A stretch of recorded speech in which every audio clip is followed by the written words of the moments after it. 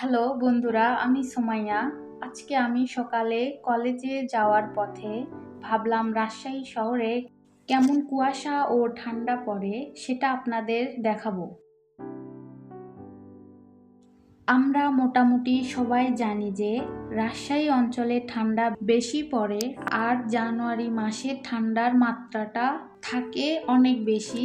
ঠান্ডা মানেই তো কুয়াশা থাকতে পারে।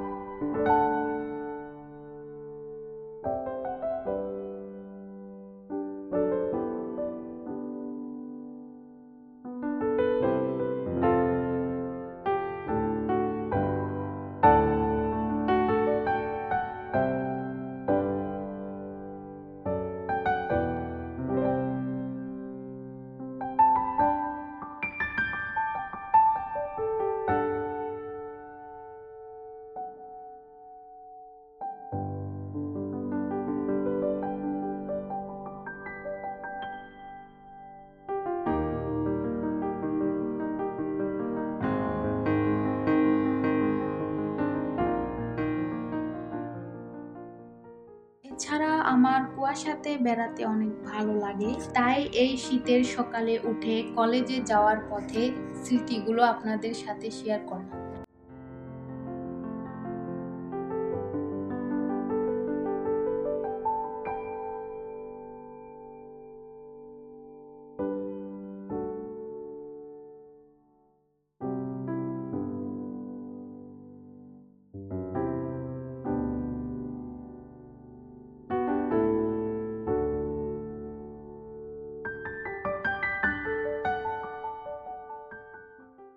আমাদের ভিডিওটা দেখার জন্য আপনাকে ধন্যবাদ।